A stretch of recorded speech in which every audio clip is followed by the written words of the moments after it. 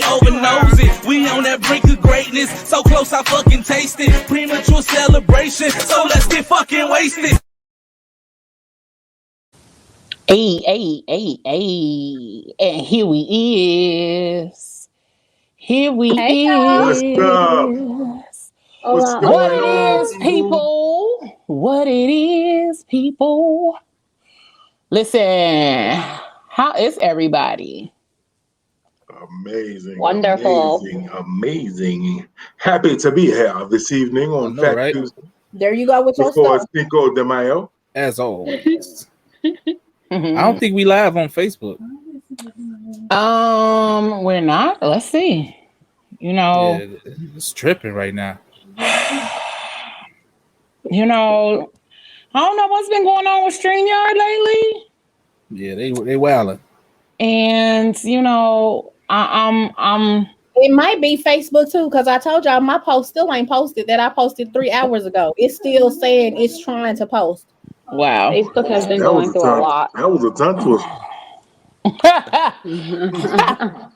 Let's see. Don't start your mess. It's too early. How It's many posts did the 8:02. Peter Piper post for a Peter Piper post on the post?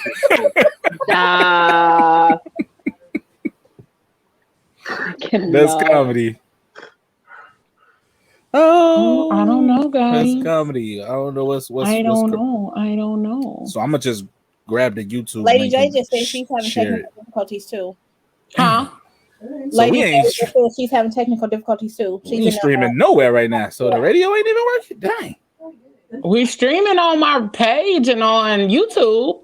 Yeah, I was gonna say I got the YouTube I got the notification. YouTube one too. Yeah, I got the YouTube notification. I don't have the Facebook one. Yeah, that's the one that's not showing up. Listen. People Yeah, we knocking at the definitely door on like, your page. We "Let me definitely in." on your page. I'm gonna go and just share from your page. So you know what I'm saying.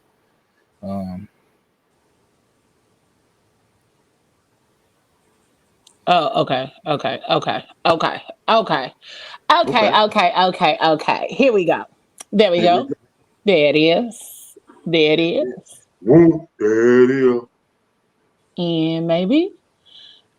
There we go. Beep, beep, beep, beep. And another one. Beep, beep, beep, beep. That's comedy. I get it. There you go. I see it. It took a minute, but some of these moving parts of StreamYard, I'm still learning. So, we're a little late, but hey, y'all. What's up, y'all? Here we go. We did this already, but y'all can see it, so we're gonna do it again for y'all. Hold on, y'all. We're gonna do this again. Hold on. We'll be right back. Sure. Hold on. We can't do that like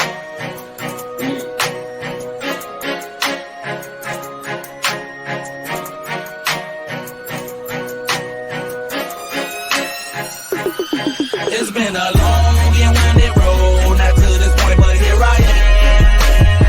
And I won't stop until my soul can't take no more, until I drop in, that's my plan. But until then, I'm grinding, I'm working, I'm grinding, I'm working, I'm grinding. I'm shooting for the stars and my aim game is nice, so what I'm saying, it's enjoy. This ain't no overstatement, oh we so overloaded. We on some legendary, oh yeah, we over nosy. We on that brink of greatness, so close I fucking taste it. Premature celebration, so let's get fucking wasted.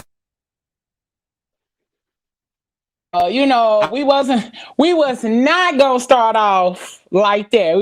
We had to go and bring it right on back in. Welcome to the show. Welcome. Had to do that thing the right way. Hello. We did, because we don't do no shit, no raggedy shit around these parts, okay? Sure though. So listen, welcome everybody to another dope ass episode of the Phat Girl Chronicles, where we get all up in your business and discuss the topics that matter to you most. Thank you for joining us each and every Fat Tuesday. I'm your girl, Leo Rochelle. We got the squad in the building. What's up, good people? Hey, y'all. Hey, y'all. Hey. Speak up. Listen, thank you, everybody, for tuning in with us on Facebook. Although we had a few technical difficulties, we thank you for being here on Facebook, YouTube, and JQLM Radio. Hey, y'all out there listening. And if you are joining us from Facebook and you haven't already done so, make sure you download the JQLM Radio app. And make sure you slide on over to our YouTube channel and hit that little subscribe button and hit the bell right next to it because you'll get notified each and every time that we go live, all right? Mm-hmm. So, we here. For sure. And guess what? Guess what, everybody? It's the beginning of another season. We have made it to season 3. Hey. Listen.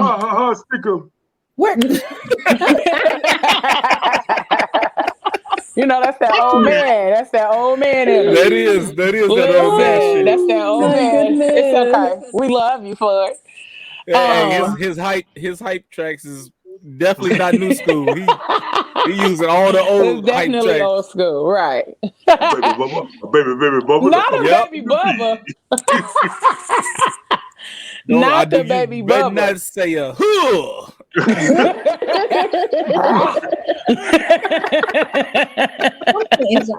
That's where y'all we need to mandate drug testing. Listen, nope. Huh? Nope. But listen, so because this is the beginning of a new season for the Phat Girl Chronicles, we figured that we would make this shit pop all month long. So all month long, we got some dope podcasts that will be our guests on each and every show during the month of May. And tonight is no different. We have one of our favorites, the Ear Hustling Podcast. They over there, Ear Hustling, listening in to what y'all need and getting y'all what y'all want to hear, okay? Mm-hmm. So tonight, with our guests from the Ear Hustling Podcast, we're going to talk about, and on the first night, we got down and dirty, okay? We're going to talk about what men think about women that get down on the first night. We're going to talk about what women think about how they feel when it comes down to getting down on the first night. And we're just going to see what they feel, how they think, and all that good stuff, you know, because I asked the question on Facebook and everybody be like, we grown. I ain't worried about none of that. We grown. But, you know, some people may think differently. Some people may have other opinions about what happens when you get down and dirty on the first night. And if somebody's thoughts of you may change because we got down and dirty on the first night. All right. So we're going to bring in our special guest, Mr. Eric Smith from the Ear Hustling Podcast. Hey, Eric. Hey, Eric. Easy. What up, poppin', bro? What's good? Oh, everything's good. I want to give y'all guys a shout out to season 3. Congratulations. Thank you. Thank you. A lot of work, a lot of hard effort, you know, to stay in the game. Not 1 year, not 2 years, but we going over here in year 3. So, you know, they say the best thing happens in 3. So, you know what? Let's see how much trouble. Let's see how much trouble I can get into tonight. Yes, because you're going to get into some messing around with us over here. Just a little bit. I got a question. Is drinking allowed on your show? Of course. Okay, good. Hey man, we growing the sale over here, man. You know what we are, but I'm a guest, so I don't want to be doing anything, improper. So this drink actually is going. As long as you ain't drinking out the bottle, just turning up. Yeah, like give free advertisement. We ain't doing no free advertisement right now. Advertisement. No, I'm not. But you know what? This drink goes to y'all at the Phat Girl Chronicles. Hey. You've been here for 3. You know what? May you have many, many more. So congratulations. Thank you. Cheers. Clank, clank, clank, clank, clank, clank. Okay. Listen. This man just took a shot. Hey. Like a G. A Viking, a straight Viking, like in the middle of this show, a whole listen. barbarian. Let me tell you something. I've got a new appreciation for liquor. Now, when in my younger days, I used to just get what I can afford. Now it's like, you know what, this right here is in the budget. This right here is in a grocery budget. It's like I have to dedicate X amount of dollars, to my liquor. In the middle of the pandemic, I've learned, you know what, you have to treat yourself. Treat yourself. Don't cheat yourself. Very true. Absolutely. Exactly. So you know what? Like whatever it is, whether it's liquor, whether it's the company of a fine woman, whether it's a car, whether it's a steak, hell, if it's bologna, I'm trying to get top shelf on everything. Top shelf bologna, okay? Hey, I fucks with bologna. Come on. He said that top shelf bologna. Don't try. Well, you know that Eckrich. He said, I want my bologna to have a first name. S-T-A-R. That's right. Okay. Anywho, some of these young people don't know about Oscar bologna. No, they don't. Just so you know, I'm different, and they mess with me all the time. Don't worry about it. It's okay. I've grown to love them for messing with me. So, that motherfucker mouth was there with the inventors of Oscar Mayer meat. Oh. That's his homie. They grew up together with his old y'all ass. Stupid. Y'all are ignorant. So, Eric, tell us a little bit about the Ear Hustling podcast with James and Eric. First of all, you guys don't know that there are 2 parts of the Ear Hustling podcast, and the other part couldn't be here tonight, but he definitely sends his love and all that good stuff to everybody that's on here. But Eric, go ahead and give us a little bit about the Ear Hustling podcast, how you guys got started and all that good stuff. We're about a year old. We're a little over a year old. It was actually born out of the pandemic. Me and James, we were just sitting around there. We had some stuff on our mind that was going on with social issues. There was no sports to watch. So me, him, and it was actually a third person. We actually had started up under another name. Things didn't work out with the trio. Some huge differences of opinion. So you know what? James called me up. He was like, look, it didn't work out with 3. You want to just try to roll with 2? I was like, yeah. We done bought all of this damn equipment. I'm not going to let it go to waste. What do we do with this shit now? Yeah, exactly. So we was like, okay, we'll sit back and we'll just tell the people how we feel about it. Our podcast really doesn't have a genre. We've done everything from talent shows. We've had financial advisors, which we have a regular segment that goes on every third Thursday of the month. We've had athletes, we've had actors, we've had some of everybody on there. So whatever it is that we feel like it needs to be talked about, it doesn't always have to be serious, but whatever feels like it needs to be talked about, you know what, we've got a voice. And sometimes people don't know how to articulate their points, but you know what, me and James do. We got big ass mouths. We aren't afraid to use it, and we absolutely love podcasting. And I think one of my favorite shows that happened a couple of weeks ago when we had like an all-woman panel on a podcast. I'm telling you, that right there was yes, it was amazing. It was to see Black women, women of color, holding it down and articulating themselves, but yet let everybody know that, they got a little bit of thug in them. And I have a feeling that the ladies that are on here ain't above taking some Vaseline and pinning their hair back and going. Cat, don't make that face, because you about that life. No, I'm not pulling my hair back. I'm not putting no Vaseline on. Now, what I will do is yeah, but I ain't doing all that. I'm not a fighter. I might run you over. I might shoot you. I mean, I ain't doing it. I ain't talking about it. Ain't you the one that stabbed somebody? She is.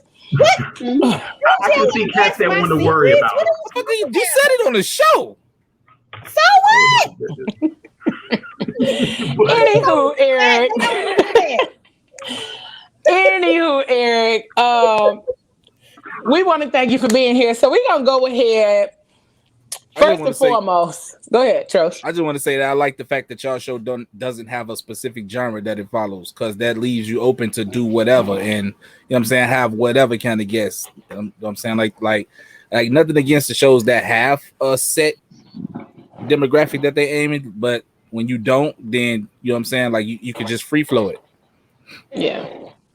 And you know what? And I'm glad you said that. And like I said, no disrespect to anybody that does have it, you know, but you know, I just had a conversation with some folks with a affiliate that we're affiliate with. We're the only Black podcast that's on there, and they've got sports, their comedy, their science. But we were actually nominated for an award. We were nominated for a best social issue panel.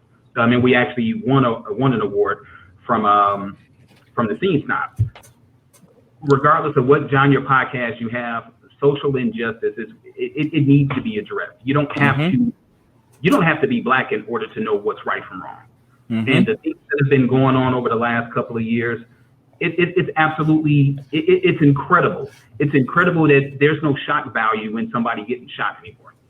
There's no shock value in rioting. There's no shock value with all of these horrific things that are going on. It's the new norm. So it's kind of messed up that with all of the civil rights, you know, legislation that's been going on and all of the different changes that's been going on, that there's no shock value to it. And I can't stand for it. I don't want to leave here. If I die tomorrow, I don't want to leave here not knowing that I didn't do everything for my kids to make sure that they have a better life. So that's my serious moment. I'm gonna get off of my soapbox. I just had to address that though. I had to address it, and it needs to be said, and we need to unite, you know, as Black folks, because in this country we have, I believe it's like we're like the fourth most powerful entity in the United States in terms of like our economic dollars. We need to start putting our resources together. We need to start patronizing Black businesses, because if we don't unite with one another, we are going to be extinct. Very true. Okay. Y'all heard the man. He said, "Now I'm done." That's crazy as hell. For real, like, for real this time. I'm done. Like fight the power. Fucking. That's how. Like, you know what I'm saying? Like. Hey, that's, you know, that's what it's gonna turn to. Like, when you crazy. get done fighting the power, you do want to make a little love, you know, because you didn't get all that. What did he say on? He said, protesting brings about real live sexual energy. It was on an episode of the Carmichael Show when they did some protesting on there. But it does like get you riled up. Y'all be ready. Y'all probably be out there ready to get it in. But that's what we're gonna talk about. So we're going to talk about getting it in. We're going to talk about how you got it in on that first night. You know, the question came about as far as like, how do men feel when it comes down to getting down and dirty on the first night, on the first date? Let me put it that way. Not necessarily like the first night that you met this person, but the first date. Like, y'all out and about, y'all going out. This is the first date. And you guys decide to get down and dirty. I'm going to ask the guys first. Guys, how do you all feel when it comes down to getting down and dirty on the first night? So I'm not that judgmental kind of dude that's going to be like, oh, man, she did that shit ASAP, so I can't rock with her, or she don't got no standards or stuff like that. Like, nah, you grown as hell. You can do what you want to do. Just like I'm grown as I can do what I want to do. You know what I'm saying? So I don't judge nobody because I don't like people to judge me.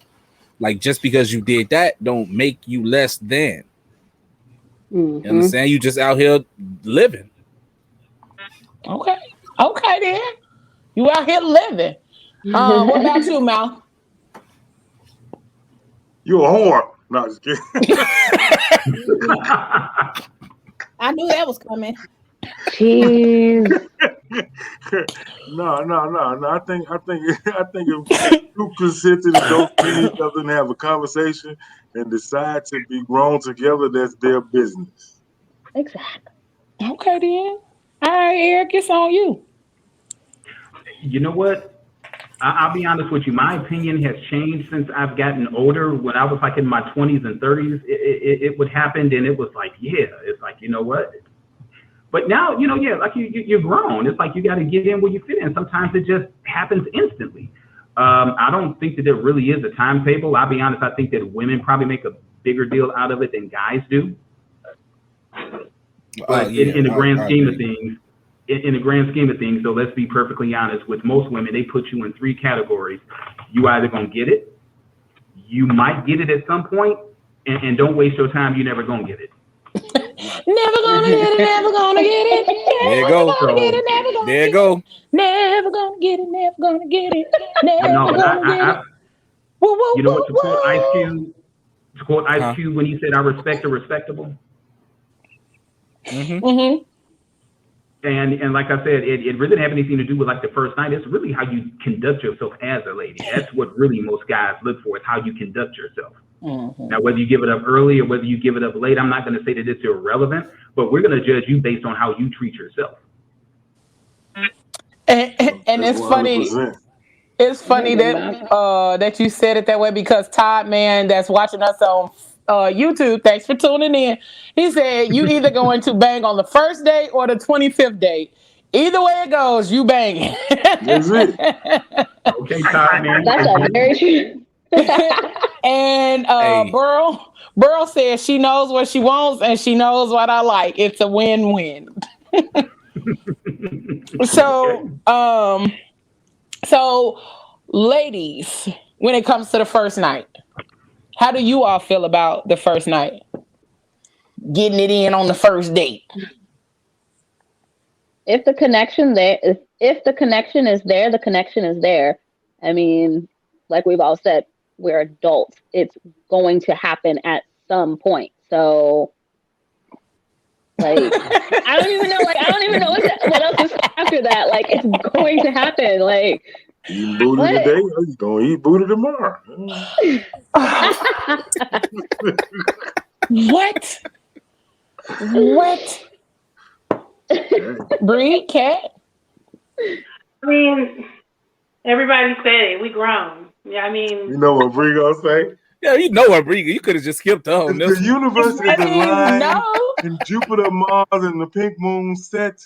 Then let the juices flow. Honestly, I think every woman should wait till they're married to have sex, and then their vaginas are just for their husband. No. A whole lightning bolt about to come through your house. If you die tomorrow, you're gonna be upset you didn't get an orgasm. Like, get your orgasms while you live. They say give them your flowers while they're still living. Let me come while I'm here. I mean, just because you smacked on the first night, you're gonna necessarily have an orgasm. Then where's nigga? Who? I'm sorry. Who? Orgasms on the first time. I said just because you smack on the first night don't necessarily mean you're gonna have an orgasm. Are you speaking for yourself? No, he's just saying in general. Oh, I don't know about that. Okay.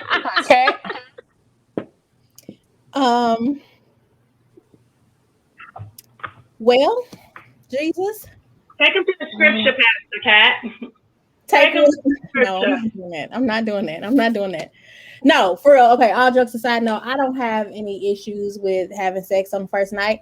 At my age now, I'm definitely going to do it if that's what I feel like I want to do. But at 17, 18, if I wanted to sleep with you on the first night, I was doing it then too. Like, if I meet you and I wanted it, then that's what we did. So I'm very sexually free, and I feel like every woman should be. Like, everybody, especially women, should have that option. If they feel like they want to have sex, they should be able to have sex without people judging them or putting them in a category of being a whore or being loose or about, being nasty or dirty or whatever the case may be. It is what it is. And if you're an adult, you can make an adult decision, then by all means, shit, go for what you know. That's right. Go for what you know. And I definitely I'm charging $40. Be free. I definitely feel like society hinders a lot of people from doing that shit, even though they want to do that shit. You know what I'm saying? Like they don't want to be looked at a certain type of way, so they don't do it.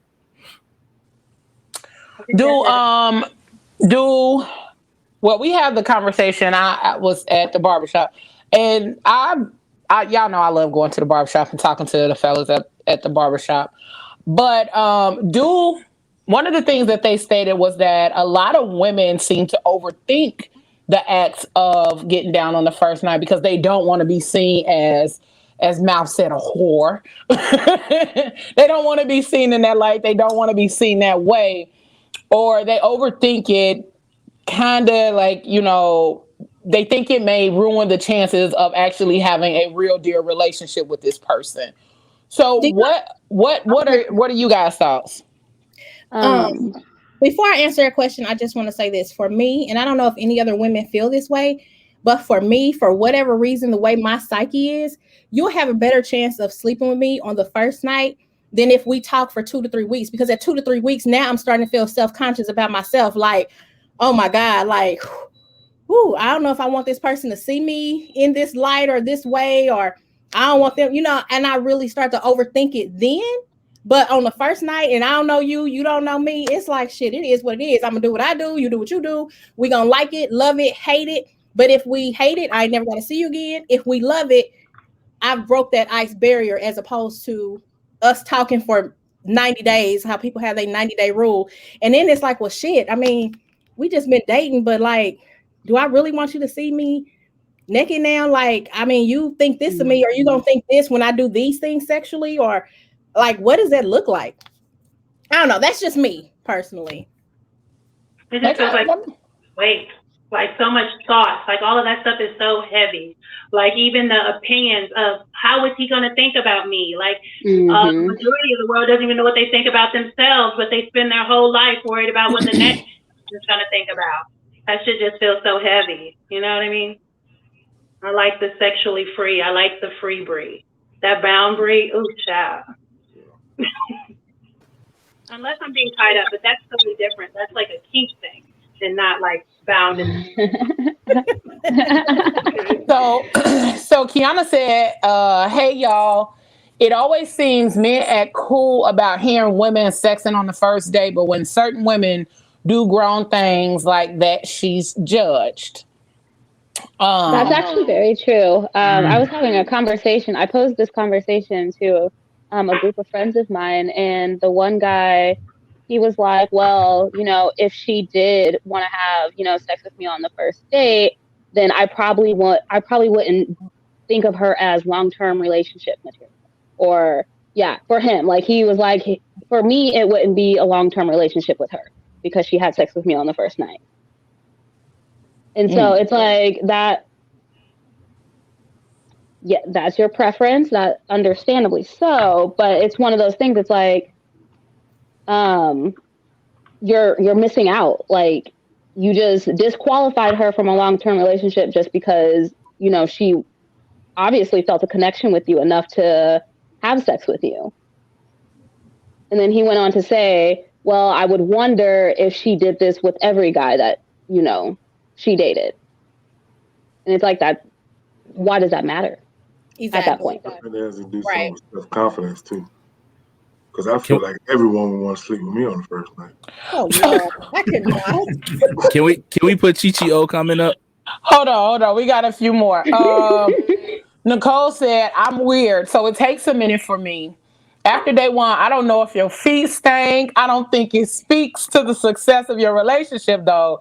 It definitely depends on what makes that person feel comfortable so that they can be nasty. I love Nicole. You gotta read her second comment a little bit down a little further. Her second one. Oh, okay. And then Chi O said, unpopular opinion. I am not granting access to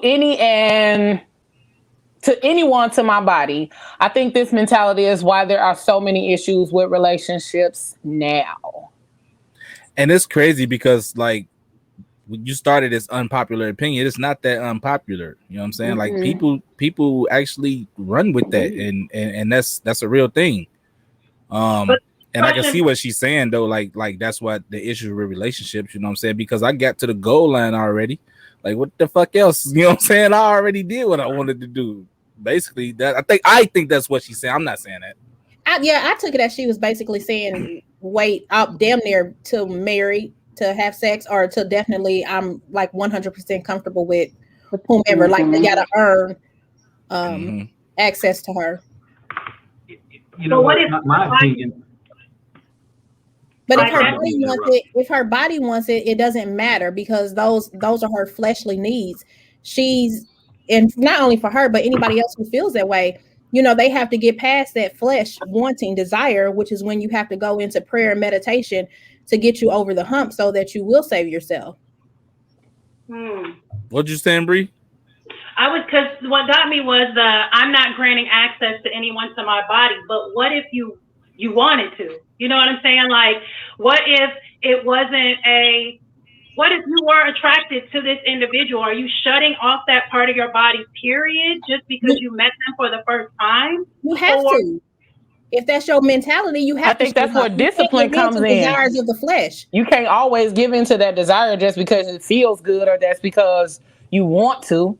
That's just like you being in the store and you see some shit that you want. You gonna steal everything that you want. Oreos. You gonna steal some shit, everything you want. So, I mean, it's kind of where the self-discipline comes in, where you have to decide on if that's how I feel all the time. Is it that I'm actually attracted to this person, or is it that I just like having sex? So therefore, I'm just going to choose to sleep with, you know, every person on the first night. So I think that's kind of what she's saying. Like, you got to kind of be selective in who you choose to give yourself to.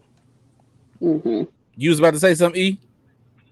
I was. I think really it depends. It depends on really how safe that person feels with that person on the first date. You know, there's been times where there's been like an instant connection. You know, you wind up having sex, the relationship lasts for a couple of years. And then there's times where you've waited for somebody for like 90 days or 6 months. First couple of times you do it, it's like, and then you go. And it just really depends on the safe feel. And you also got that. You also got that other lane too, that we seem to keep missing. That sometimes they do it on the first night and the motherfuckers still together. This is true. Yeah, there are. Everything happens different for different combinations. So you know, you got to find out what's your best combination.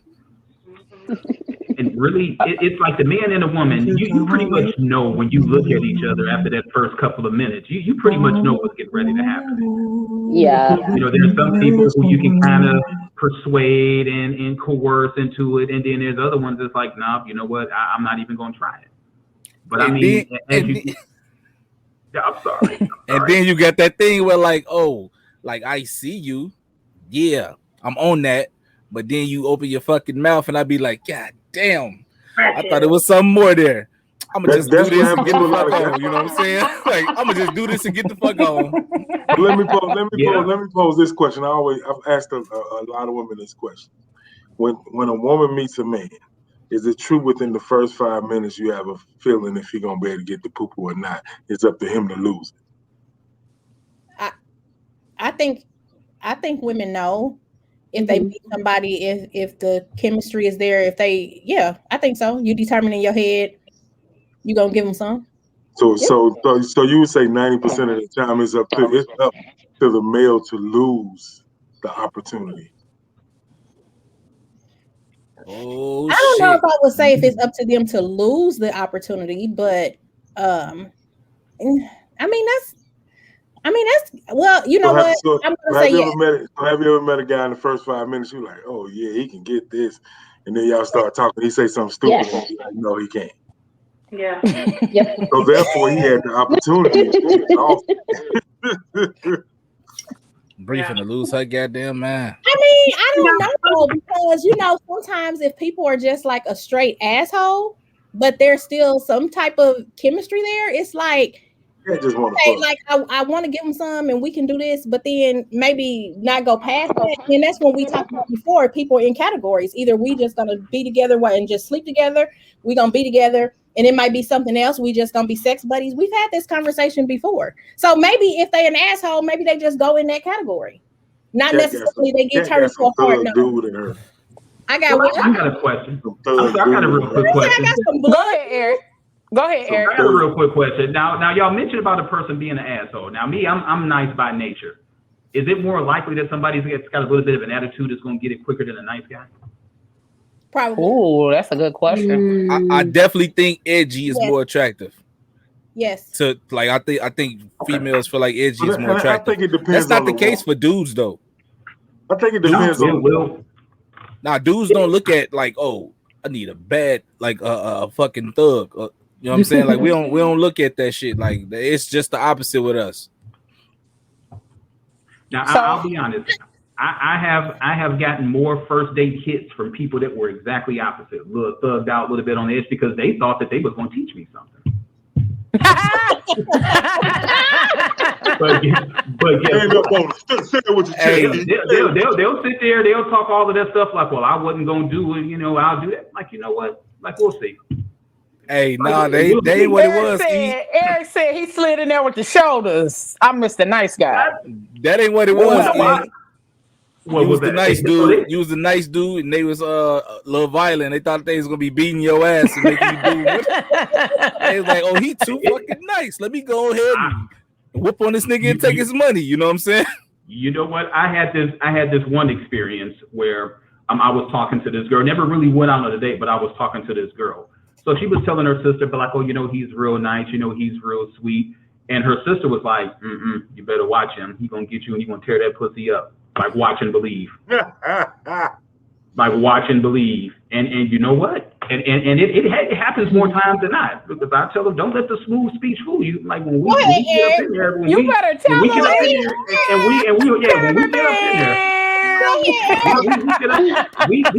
there, we get up in there when we get those opportunities. It's like, you know what? You got to make that first shot. You got to show out. You got to show out. You got to show out. What you say? As you woke up in the morning, bought you a sash, say King Ding-a-ling. Absolutely. So we got a few comments. Nicole said on the flip side, we better do it on the first night because I'm bound to no longer be interested after 2 weeks. Okay. Todd Mann said, I personally prefer an experienced woman. If she tells me that she's only been with 2 dudes and she's 40, I'm going to be like, nah, I'm good. Wait, can we comment on Todd's comment? So, okay, if she says she's only been with 2 dudes, but how does he feel? Like, do you really ask somebody how many sexual partners they have? Because I know sometimes that's a turnoff for men too. If they tell you how many partners they really had, then they be like, I mean, yeah. I'm good too. So does it, you said 2 is not enough, but what number is too many? If it is too many. And then just because you only had 2 partners don't mean y'all don't be whacking every day. Like you got experience like a mug. You just only with 2 people. Every day. You said every day. And if you got 30 partners, you can be whacked too. I mean, like just because you had more partners than 2 don't mean you not experienced or don't know what you're doing. And that person in their 40s could have been married. They could have had married, did their thing with a significant other, and then stuff didn't work out. They had like one other. So, the amount of people, I'm not going to say it doesn't matter, but it's the quality of what's going on. So it's quality, not quantity, because, his or her partner could have taught them everything under the sun. They could have been into all sorts of stuff. True. Michelle said you can be selective with who you share your body with and to what degree, as long as the conversation is had up front about the expectations. Agreed. And then Nicole said, going back to what Eric said, depends on the safety, and safety matters. Todd said, if we have no sexual chemistry with the person, then a relationship is going to be hard. Very true. I think so. Yeah. Chi-Chi said, to be honest, I have yet to see those who deem themselves sexually liberated. Somebody got something going on? Somebody tuned in. That's all right. Chi-Chi said, to be honest, I have yet to see those who have deemed themselves sexually liberated truthfully happy. Something always comes up. There's always this insatiable need that usually turns sour. I'm happy. I'm truly happy. I knew Bree was gonna lose her fucking mind over that one. Right, because I was gonna say Bree happy too, so she won't say it because you see her face. She like, wait a minute, here we go. Because how are you determining somebody else is happy? You know what I'm saying? Like, no, that's just opinion of someone's happy. Like, monogamy might be happy for some people. It may not be. You feel what I'm saying? How can you say who's truthfully happy if you're not them? Because I'm happy. She said she's yet to have seen it. Like she hasn't seen it. Follow me on Facebook. I am Brakita Goodwin. Latanya says sex is overrated because everyone bases it as the most important point in dating someone. You can be sexually attracted to someone, but that doesn't mean sex has to play a role so early on. I think the problem is that people shouldn't make it a thing. If y'all want to have sex with that person, the feeling should be mutual and not on the grounds of, well, I'm going to make him wait because those are the rules. Live your life and do what you want. But that basis, it's the basis for me. Shut up. Nicole said, oxytocin be flowing too heavy and women naturally produce more. That's how antifreeze end up in dudes' blue Kool-Aid when they don't answer the phone. Okay. What is wrong with her? Yeah, Nicole. Oh, it's my soul sister. We need what to go is wrong with her? Mama Trosh said, like, why did you tell your friends? Now they want some. Talking about what Eric said. Your friends really want some. If you tell them all that, they gonna be plotting in the background. You watch some of them friends. Marcus said some people have had a lot of sex experience with few partners. More partners doesn't equate experience. And then Tavana said, in general, it doesn't matter how many partners you have or had, you will have to train a person how to please you. For sure. That is very true. And Chi said she was going based on her own examples that are around her. She didn't generalize. She was just saying those that are around her. So, yeah. Y'all over here bumping in these comments. So I want to thank y'all for, being here. Thank y'all for hopping in on this dope conversation here. We're going to hit that share button. Make sure you subscribe to the YouTube channel. Thank y'all that are tuning in from YouTube. Call your friends right now and tell them to tune in because we got it popping right now. Yeah, and if you are watching from Facebook, make sure you hit that share button, share, and stick around. We finna take a hot little commercial break, real quick. Go fill up your cups. Yes. I promise you, we'll be black. We'll be black. We'll be back in the blink of an eye. Okay, we'll be. After these messages, we'll be right back. Who says you have to spend hundreds to thousands of dollars for airtime slots on television or spend years trying to get picked up by Netflix and mainstream media just to launch your Hollywood-worthy content? Well, not anymore. Now there's a solution for content creators of all budgets. Ego Entertainment Network presents Ego TV. This is your solution. Coming to a mobile app store and television near you, June 30th, 2021, on Roku, Fire TV, Apple TV, and more. Take advantage of our introductory offers. Submit your film, episodes, or series to be included on the network for the launch for only $50. Secure your 6-month advertising spot for only $75. Want to be included in the mainstream rollout on Comcast and AT&T Uverse? Sign up for only $175. Ego TV Network, in partnership with Tajideen Raleigh Productions and Lions Blood Entertainment, is a full-service television production network providing Ego original content and a top-quality, affordable platform for other independent creators everywhere. Contact us today at www.egoentertainmentnet.com. You must sign up by May 5th, 2021 to be eligible for the introductory offer. Ego TV, providing fresh new content and electrifying entertainment. A division of Ego Entertainment Network, a full media production company consisting of television, digital magazine, and radio. Ego, empowered greatness optimized. I told y'all we was coming right back. Look at you. Got to stay ready. Told y'all we was coming right back. We was coming right back. So hey, we have mouth had it.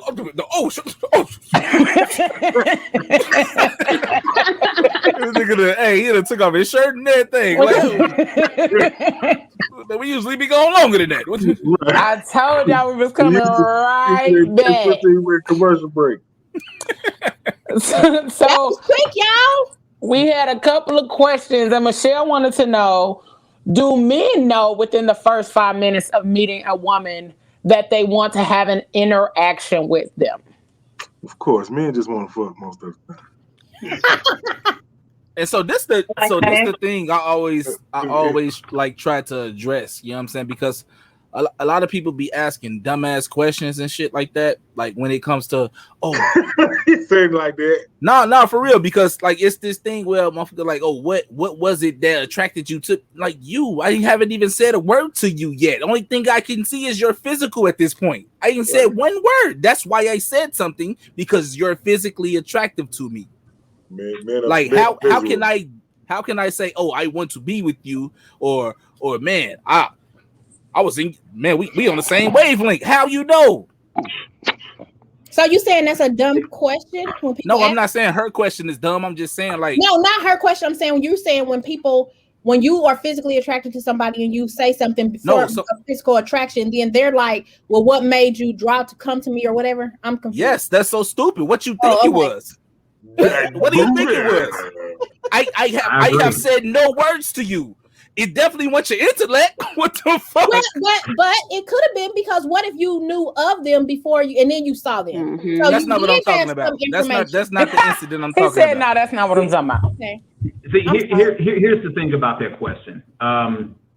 When you interact with them, when I was on a dating scene, I would just kind of like watch the person that I'm interested in, just kind of see what's going on. I really will wait, till a couple of guys go up to him and then she shoot him down. So I just kind of see what she's about.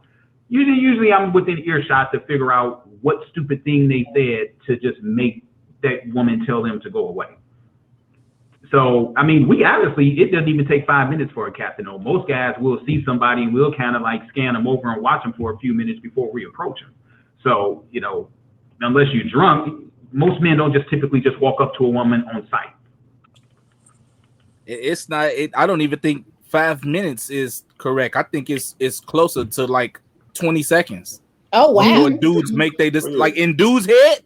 Yes, we very visual. Like 20 seconds, be like, oh shit, you know what I'm saying? Like I think I'm gonna go ahead and try to shoot a shot. I'm on here telling not too much of the man law. I can't be doing it.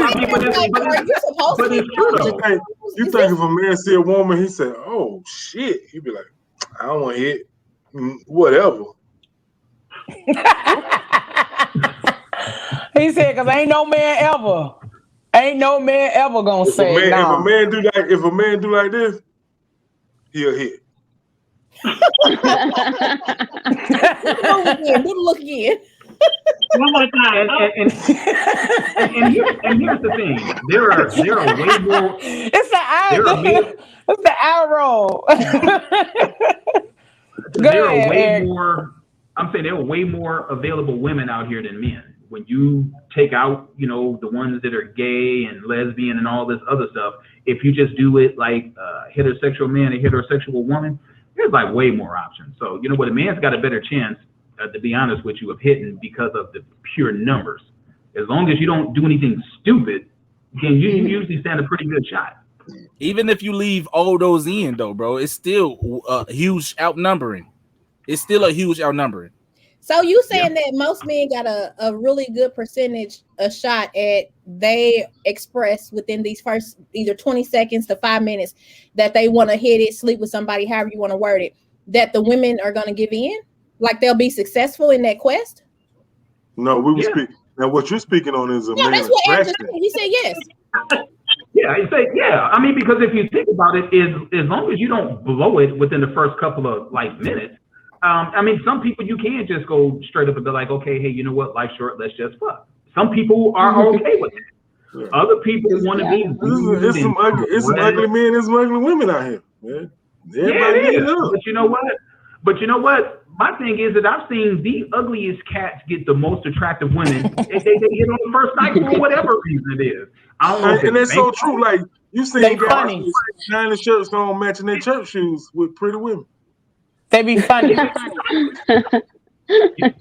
What do you mean funny, Leo? Like comedically funny? Is that what you said? Yeah. A lot of times, a lot of times dudes don't be like physically attractive, but they're funny. So women a lot of times give the not socially attractive guy a chance because he did something that sparked her interest in him. Mm-hmm. It wasn't necessarily the physical. It wasn't the physical. It was more of he said something funny. Because, you know, sometimes when you are doing whatever you doing, dudes be like, smile, that ain't that bad. You chuckle.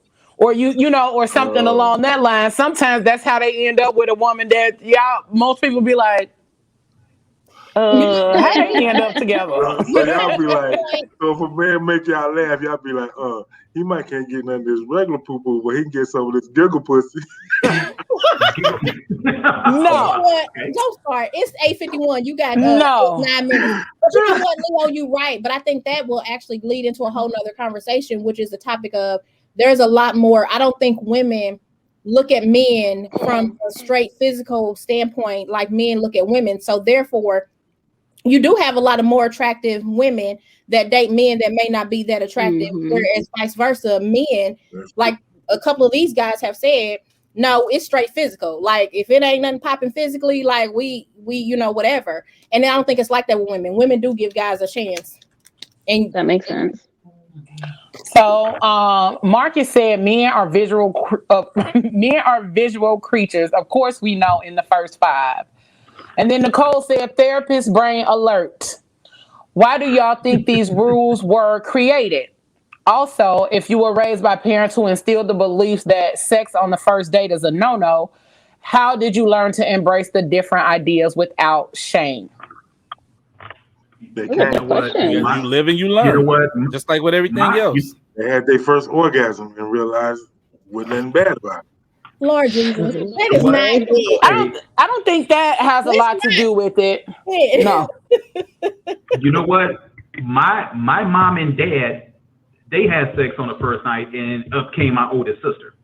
So you know what? I disagree with that. You know, when we had to talk, Pops was like, look, he was like, if you decide to go do something, he was like, whether it's the first time or not, he was like, make sure you lace up because I got your mama pregnant on our first date. And then 3 kids later, you know, here we are. They're still together. So, yeah. So, you know what? At this point, you know what? It's 2021. We done lived through a pandemic. We should just go ahead and just go for what we know. If you just want to do the one-hitter quitter, do the one-hitter quitter.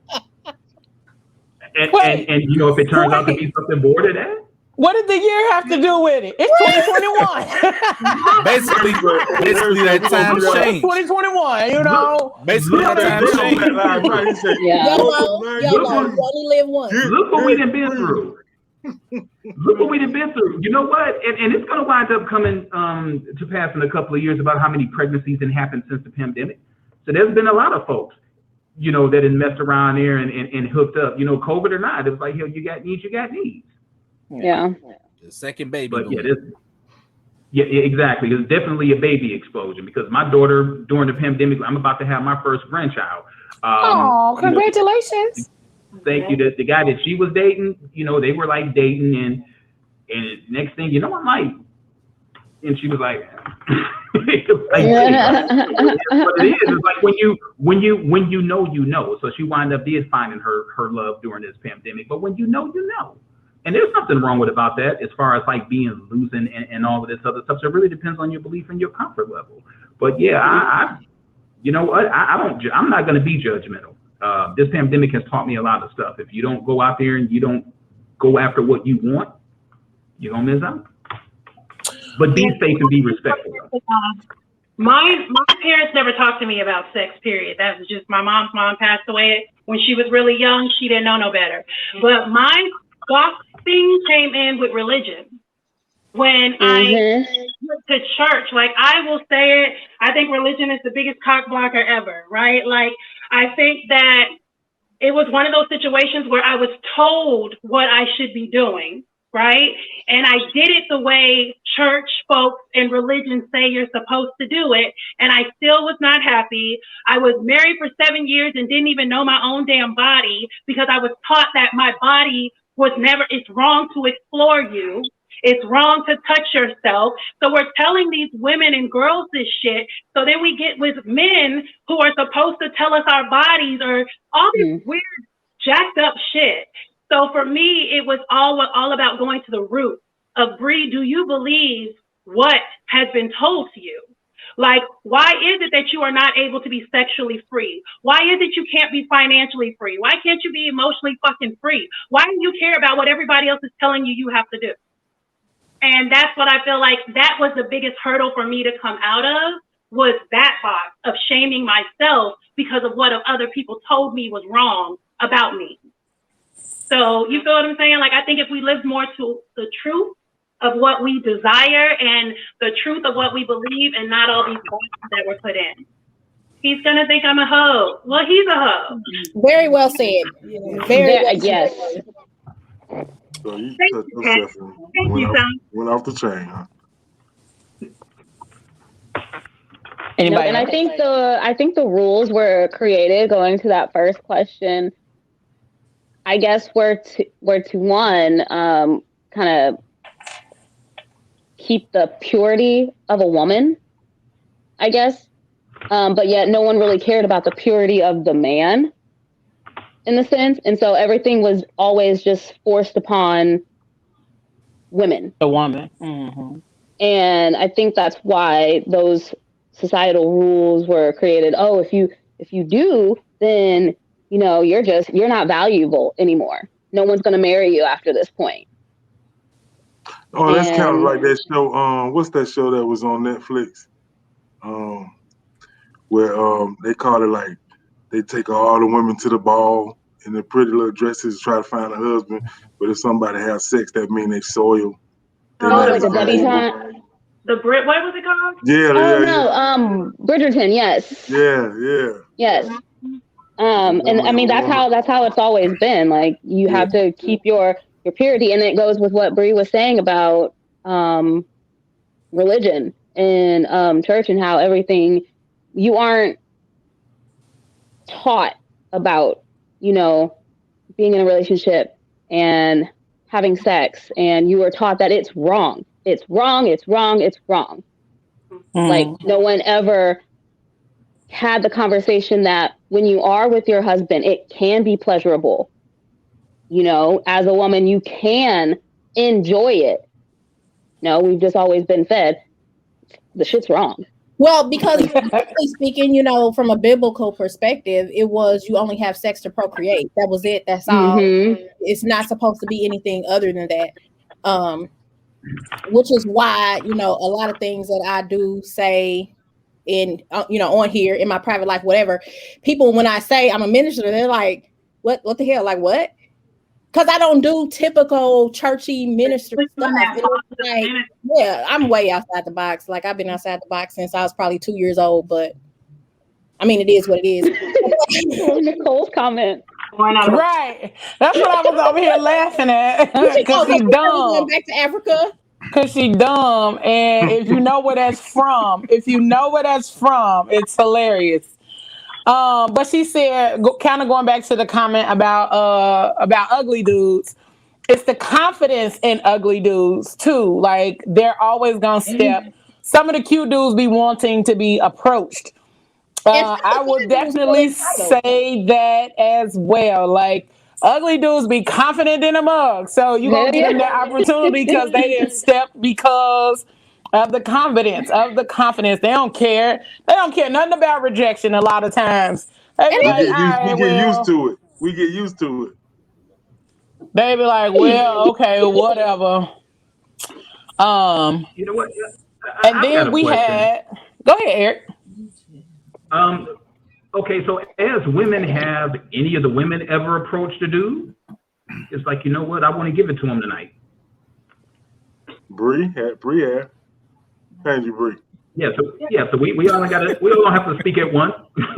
Yes. But my thing is like what is so wrong with that though? Like with women approaching dudes. Like I hate the fact that it's people that believe that a woman should never approach a dude. Like why she can't like what she see? What's wrong with that? A man want to feel wanted too. Because I feel a man wants to be wanted as well. Exactly. Yeah, no, that's true shit. Victoria Monet got a song called F.U.C.K. Love that song. Friend you can keep. She say, friend you can keep. She say, just because we have sex tonight don't mean we jump in the broom. She said, I can be a friend you can keep. F.U.C.K. Okay, so wait a minute. Women, it's okay women for out here speaking their mind. It's okay for women to approach men and say, I want to sleep with you. I want to get with you. Let's kick it. Let's do whatever. But then it's not okay for a woman to ask a man to marry them.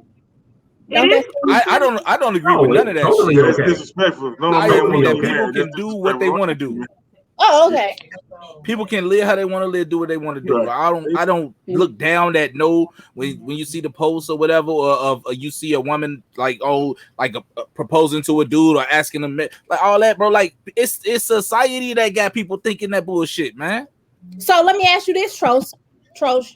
So do you think it's okay for a woman to shoot their shot? You know how men are always in women's DMs and always, doing whatever. What do y'all think about if a woman just slide in your DM and be like, I saw you, because I think somebody gonna be in Eric's DM anyway. Eric, I'm just gonna tell you, after that one comment you made, it's gonna be a lot of people in your DM talking about, hey Eric, how you doing? My name is Stacy. I saw you on the podcast. You know what you doing? I'm just saying. So if you get them DMs, Eric, are you like, oh shit, she's hot? Like, oh yeah, or does that turn you off?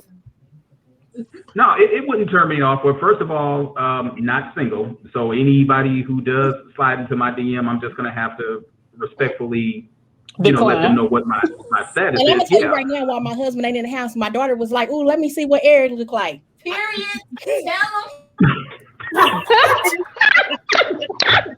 What? Why did you just embarrass her like that? Why did you do that? But she owned it though in the background. Like she's not even, and I just handed her my phone because I'm on my phone looking too, so she can see what you look like, Eric. Okay. Well, thank you, but y'all silly. This done turned into love connection. This man just said he's taken. I forgot the question. What was the question? Right. That's why I like this. She said, how would you feel? Did you ask the question? We feel the same way you feel. The question was if if an attractive man comes at you. Wait. Hold on, Mal. If an attractive man. Would you think that would turn off or would you be okay? You know what? If I got approached by a woman, I would be fine with that. That wouldn't bother me at all. Because you know what? You don't know what you don't know. So I wouldn't turn down anything as a single person.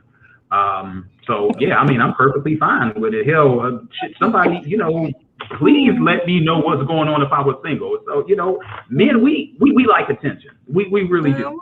The same thing that we do for women as far as like catering and pampering and stuff like that. We like that every now and then. So, it used to be one of those things where I'm not doing this for him or I ain't doing that for him. He's got to do this for me first. He got to do that for me first. You know what? What one person won't do for you, there's probably 10 of them will. They just don't know where you at. You know what? That is. And that's why I was agreeing with Mel when he said that, you know what I'm saying? Because it's like why it got to be one-sided in that aspect? Like, why you the only one that can want all this, like, want to be wanted? Like, bro, like, we human beings just like you. Like, what's wrong with you showing me that you want me as well? Like, come on, bro. Like, stop this. Stop the madness. So Pam said, yes, she has approached a man. May not have always been sexually, but I've said that a man was good looking today and he didn't say a single thing back. LaKendra told Pam that you should have yelled, "You ugly," and that's what they do when you don't want to holler. Because that's exactly what they do. You go from being thick to being you go from one extreme to the next when you don't want to talk to them. Let's see. Gosh. Oh, we had a question on my page. Dominique says, so after the first night situations, how do you redirect the situationship to a relationship? And is that possible? Hold your answers. Hold your answers. Ask that question again. I ain't Okay, hear that. wait. So after the first night situations, how do you redirect the situationship to be a relationship, and is it possible? Hold your answers. We're going to go to another commercial break. And we're going to bring in our second guest of the night, one of our favorites, Mr. Marcus Flinall. He's the Chicago cheesecake guy. He's going to bring in some information and holler at us on this subject tonight. He's going to weigh in with us. So go fill up your cup one more time. We're going to take another commercial break. We'll be right back. We're going to be right back. Don't leave. We'll be right back. And then we're going to bring in our other guests. It's about to get better. It's about to get better. Stick and stay, peoples. Here we go. EGO Entertainment is bringing you a night of food, fun, live entertainment, networking, and an unbelievable showcase. The Black Carpet Pre-Show Experience will be hosted by Miss E-Class of 1035 WRBO and the Mistress of Ceremony for the evening, The Polished Lady. The night will be full of surprises, special guests, EGO TV network premiere, raffles, and much more. Come out, meet the personalities, walk the carpet, network, and be a part of a night you won't forget. Make it a date night and come out Saturday, June 12th at the Flanner and Buchanan Event Center located at 2950 North High School Road in Indianapolis, Indiana from 3 p.m. to 5 p.m. for the Black Carpet Experience. Showcase starts at 5 p.m. Get your general and VIP tickets at egoentertainmentnet.com. This is one event you don't want to miss. Music is Swing Has Swung by Shane Ivers on SilvermanSound.com. And we gonna slide our next guest on up in here, Mr. Marcus, darling. Hey, Marcus. Hey, what's going on, everybody? What's good? Hey, Marcus. Oh, bro. Cheesecake, sir. Have you figured out? Can you ship them yet?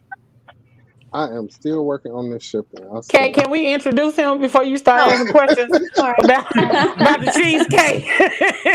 Kat said, F all of this. I need to know, can I get some cheesecake? Okay, I'm sorry. Hey, Marcus. Everybody, this is Marcus Flinall.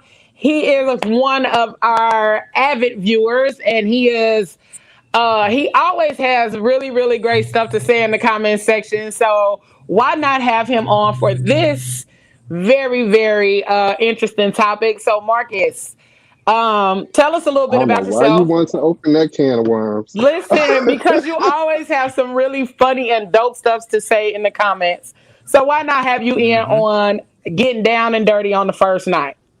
For sure. Tell us a little bit about yourself, and then I'm gonna re-ask the question, and then y'all can go off. Okay? I'm Chicago cheesecake guy. Been in business since 2007 actually. This kind of started as a hobby, and it just kind of grew over the years, and I am inching closer and closer to building my brand, as you guys are always talking about on the show. So it's real, baby. So yeah, I'm excited to be here. I'm definitely excited to be here. Get it. We appreciate you for coming on too, bro. Right. Thank you for being here. Like she said, you always in the comments every week, bro, asking interesting questions and giving some interesting, like. How you gonna freeze? Anywho, it's okay. So the question. So after the first night situations, how do you redirect the situationship to a relationship, and is that possible? Marcus, I'm gonna let you take it first, and then everybody else.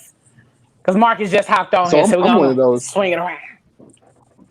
I'm one of those people, you got to let that type of stuff happen naturally.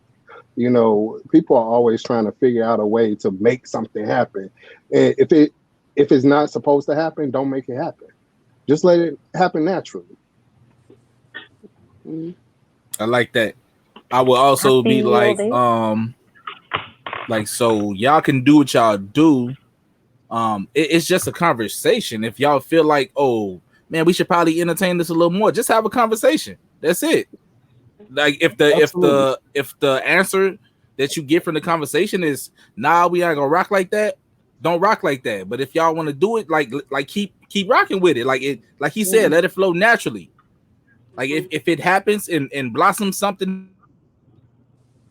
Damn, son. Yeah. That's the thing. You gotta have that communication. Agrees with Marcus and just let it happen naturally. You gotta have that communication, and like he said, you know, have that conversation. Be like, hey, you know, I know we was just, you know, hitting it and whatnot, but some things have changed, and you know, we need to have a conversation about it. Right. Just be real with it. And be mindful that everything doesn't need a box or a title to it. Like when you went on that date, it wasn't considered a situationship. So why now that we've had sex is it now a situationship, and are we going to be in a relationship? To Marcus's point, to Trocia's point, to Kat's point, let the shit just flow. Like why are we so quick to now we go together? No, we don't go together, my guy. Yeah. Well, I think as long as both people thinking. We go together. As long as both people agree, I do believe that a conversation needs to be had. A label doesn't have to go on it, but you know, everybody needs to know their role. Am I the occasional piece of dick, or you the occasional piece of pussy that I'm gonna have, or are we just like cool, or you know, am I like that person that you call on the 17th of every? You know, I need to know what's going on. So it's gonna be up to us to decide whether it's that or not. But the conversation does need to be had. Absolutely. But you know, sometimes people are scared to have that conversation. They be okay with continuing with the sexual relationship without trying to even push it. So, you know, it's like if that's what you want, go after what you want. Have that conversation. If they say that ain't what they want, deuces. Move on.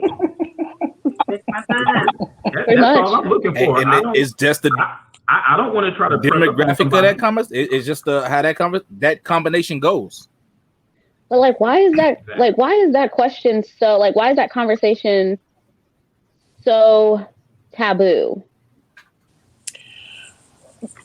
What the conversation? It ain't even taboo. What are we doing? It ain't even taboo. But why is it so? What is it that we? It's not taboo. It's that they fear rejection. Are you talking about the "what is this? What are we doing?" conversation? Yes. Like, why is that so? People don't like being asked those kind of questions off guard for the simple fact that they cannot lie. Like a lot of times people be like, oh shit, I wasn't ready for my mama calling me, I gotta go. You know what I'm saying? Because they don't want to actually give a solid answer to that question. It's like, well, I thought about it, but I really wanted to still just fuck around and mess around with you. I really didn't want this to be that, but it has the opportunity, but I don't really want that right now, maybe later. So I think it's not that it's a taboo. I think it's just a hard question to answer when people don't necessarily know what they want starting out. That makes sense. And I think it's a one-sided question, though. You know what I'm saying? Like, dudes don't be asking that shit. We be the ones that be like, hey, let's just keep that shit popping. It'd be the female always want to put the pressure on it. No, actually, it's been the complete opposite for me. What? No, I'm going to have to disagree with you there, Trosh. What? That wasn't the case with my lady. Apparently, everybody on this panel got some good ass. Yes, we are very intellectual. I want to know though. What if they you said that at the same time? So what if you messed around with somebody and they got like a boyfriend on the side, and then they just wanted to just be like that one night stand, but they want to be able to call you up, you know, whenever they feel like it. So why shouldn't I know what's going on? Why shouldn't I know what I'm walking into? Now let me decide whether or not it's okay for you to be messing around with me and somebody else at the same time. My thing is, I'll get pissed off if I don't know. And I think that's the thing. I think people don't want to lay their cards on the table. They don't want to say, hey, I'm messing with you and this other person and this other person and this other broad across town. Some people do not want to lay their cards on the table for the simple fact that they feel like they are going to lose one of their star players.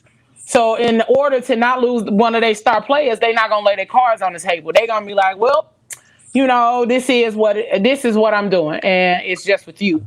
Instead of being upfront and honest and giving you the opportunity to choose what you want to do in that situation. I actually posted today. The real game is telling her the truth and letting her decide what she wants to do with it, and vice versa. It's telling him the truth and letting him decide what they want to do with it. It's not a matter of people playing around. Don't play around, because if you out here just humping everybody, now you playing with somebody else's life. If you not being truthful about what you really doing out here in these streets, and the people that you messing with not being truthful with you either. True. So that's facts. And that's like I always tell people, like, everybody come with with baggage. Allow me to know how much baggage you have, so I'll determine if I want to be bothered with it. Yep. If I want to carry your baggage with you, help you with it, whatever, give me that option. That would have caused a lot of people to have to walk. And a lot of people don't walk the truth. So it's not that they don't want to tell you, they don't know how to tell you. You know how many dudes I've run across in this poly life who are almost like, well, women aren't as open as you, Bree. There's so many women not open as you. The minute you say this, they're going to cut you off and woo, woo, woo, woo, woo. You don't necessarily know that until you give the person that opportunity. But I also think that we come from, you're only supposed to be with one person. Monogamy is the way. You can't have multiple partners. But in our world, like, this shit is happening. You're able to, being poly has taught me how to communicate greater than I've ever communicated being monogamous. Ever. You know what I'm saying? Identifying your truth. You know what, on monogamy, us as human beings, we are not monogamous by nature. We just simply aren't. Being monogamous I've been saying that for years, Eric, and nobody listens to me. I've been saying that for years. We are not monogamous by nature. Usually some sort of overpowering feeling happens, whether you catch feelings, mentally, physically, whatever. You would have to have an experience that trumps everybody else's experience so great. It's like, damn, I want to keep this feeling. I want to be with this person. And then, you develop stronger feelings, but we're not monogamous by nature. We're not. We're not. Otherwise, the first person that we have sex with is the person we will wind up marrying, but we're not. And I think somebody, and I forgot who mentioned this, said that some people believe that, the sexual process is just to reproduce babies. No, because a woman wouldn't have a clit and a man wouldn't be able to make a baby if that's what the case. If it didn't feel good, we wouldn't want to do it all the time. I mean, and to that point, it's almost like we're all actually poly by nature, if you really want to go there. Because when you really talk about being poly, you're talking about the ability to love more than one individual.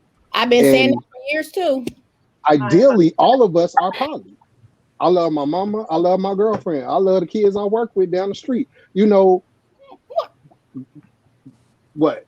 Don't put your mama in I'm just saying, because people always say that poly is sexual, and it's not always sexual. It's not sexual, but it is intimate. Not all the time. You can have a poly relationship with someone that you're not intimate with. You're right, you can, and that's what I'm saying. But I don't think you can use the definition or define poly as loving the same people in your poly life as your mother and your kids. That's totally different. But yes, you can in poly have platonic people that you love and you don't actually have sex with them. Yes. I think the way he was stating it was that we have the ability to love multiple people at one time.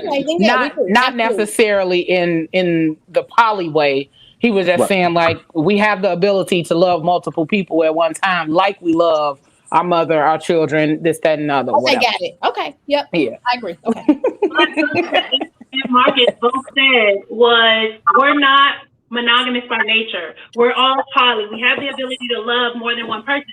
But it's so crazy that why are we only taught monogamy? You feel what I'm saying? Like, we know these things about people in general, but I was 30-something before poly even showed up in my life. So it's always just interesting how one narrative gets screamed, and that's the narrative we take, but judge all the other narratives. Because I've never ran into more judgmental women with me being poly ever. Like, women are so judgmental.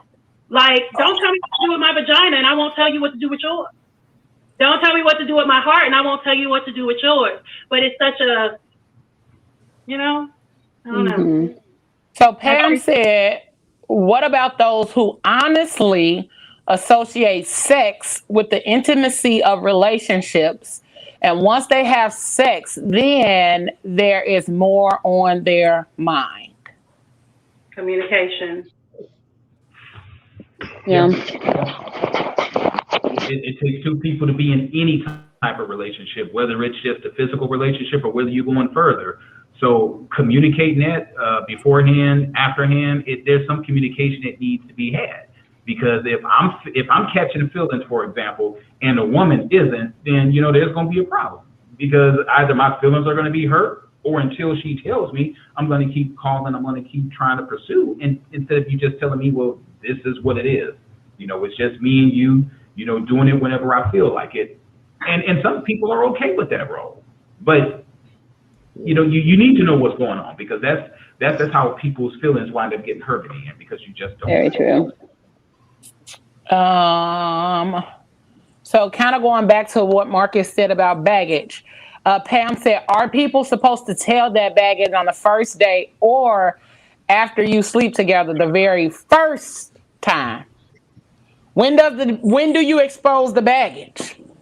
I think when you start talking to somebody, depending on what that baggage is, and I wouldn't necessarily call in having or deciding to have multiple situationships or relationships or sex, whatever, with multiple people as baggage, because baggage is kind of like a negative connotation.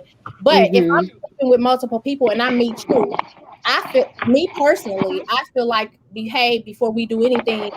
Hey, just so you know, you're not the only person I'm seeing, because some people may be like, oh, you know what? Well, if you sleeping with somebody over here, then I don't want to sleep with somebody who's sleeping with somebody else. So I would give them that choice immediately up front. Now, if I'm not currently sleeping with anybody else and it's just you, then I don't need to tell you, how many partners I had or what I've been doing. Now, if it get to a point where we 2 weeks down the line and I meet somebody else and I'm still talking to you, then I'm gonna tell you at that point, you know what? Hey, I met some people over here and I'm going to sleep with them, or it came up or it happened or whatever the case may be, because they may want to jump ship, or they might be like Bree said, well, it's cool. We can keep doing what we doing and you do what you do, whatever. But when I was saying baggage, I was typically talking about just your stuff.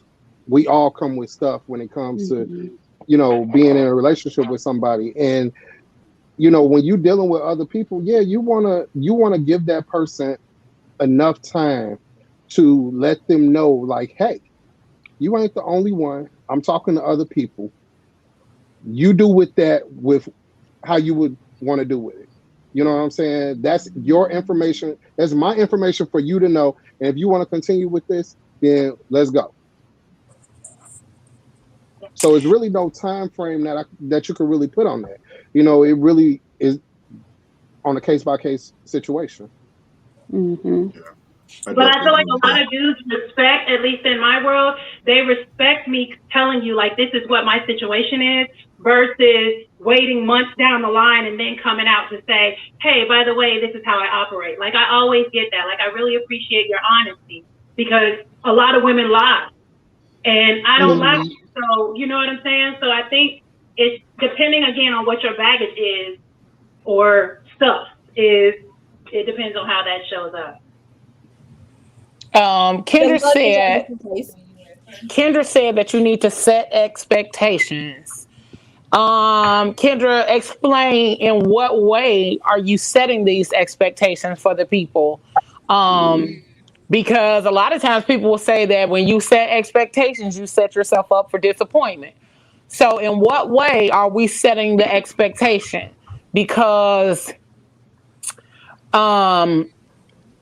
society keeps telling people like you're not supposed to set expectations and things of that nature. So how are you setting expectations, and how are you letting the person know what these expectations are? And in those expectations, are you setting your boundaries and explaining what your boundaries are to that person? Okay. But we're apparently not talking about setting expectations on a one night stand, though. No, because we haven't been talking about one night stands.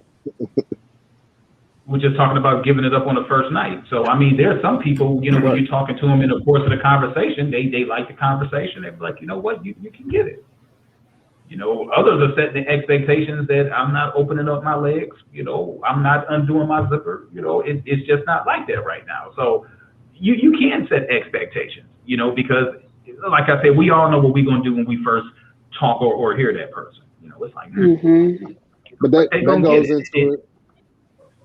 That goes in with that effective communication. Because as soon as she tell me I can get it, the first question I'm asking, tonight, tomorrow, when? Like, I need to know, like, what are your expectations? I think it's kind of unspoken, though. Do people really just come out and say, oh, yeah, dinner was great. Yo, I'm going to give you something tonight. Do people say that? Or is it just kind of like an unspoken thing that men and women decide in their head, and then they just allow it to go there?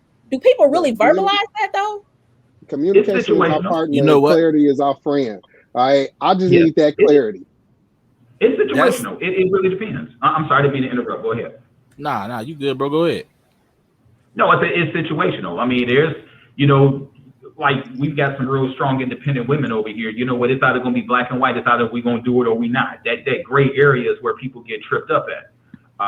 As I've gotten older, it's like if I want to do something, I'm like, you know what? You kind of get a vibe, though. Most men aren't going to ask a stupid question because you kind of get a vibe inside of your head based on body language.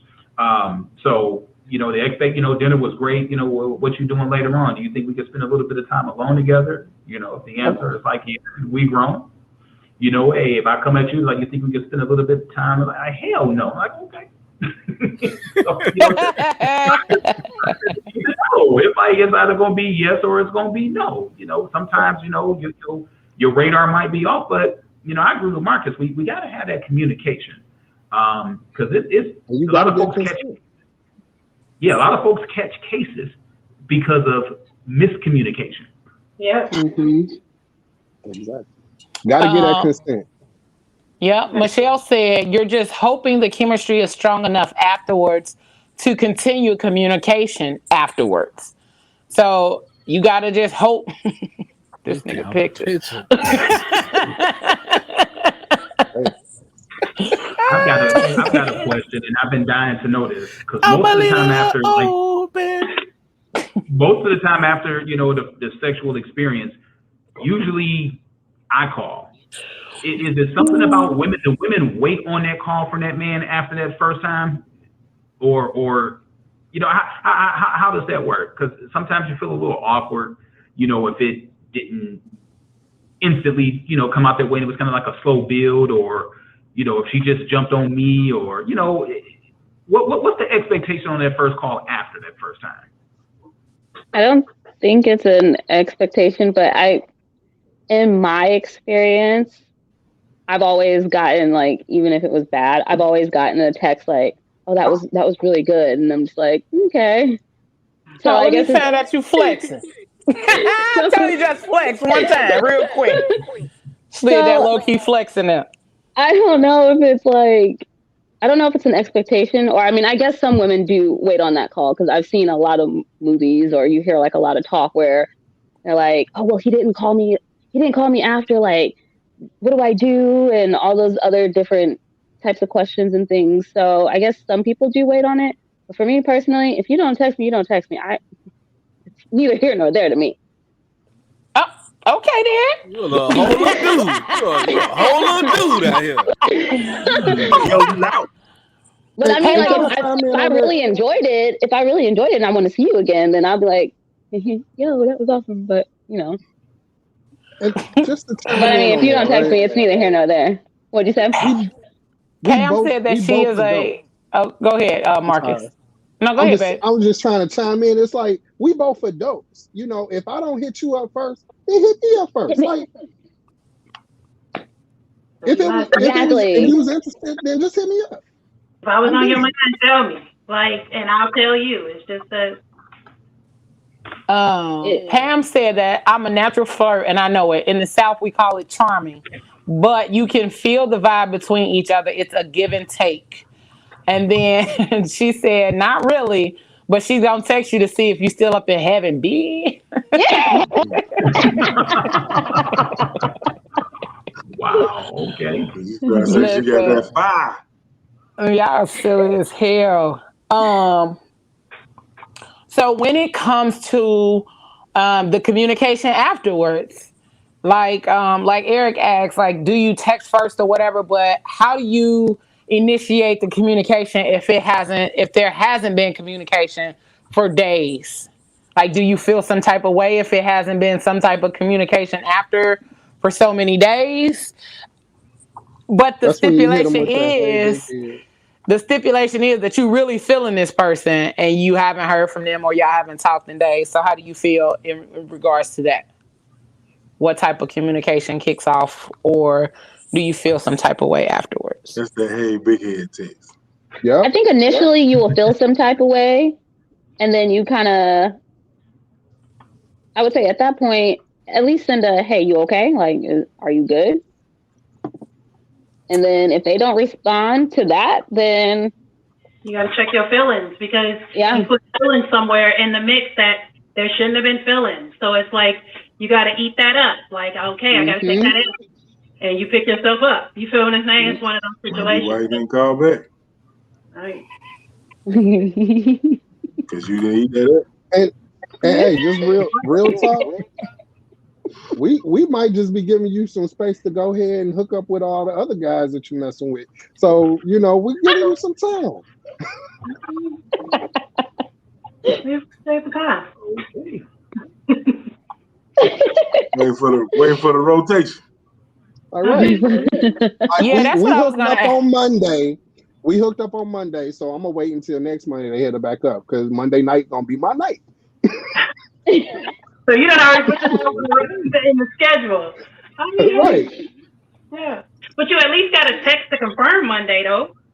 I was thinking that too, like, you gotta confirm the schedule. You just can't assume you're on the schedule. On Monday, like, what is it? You know what I mean?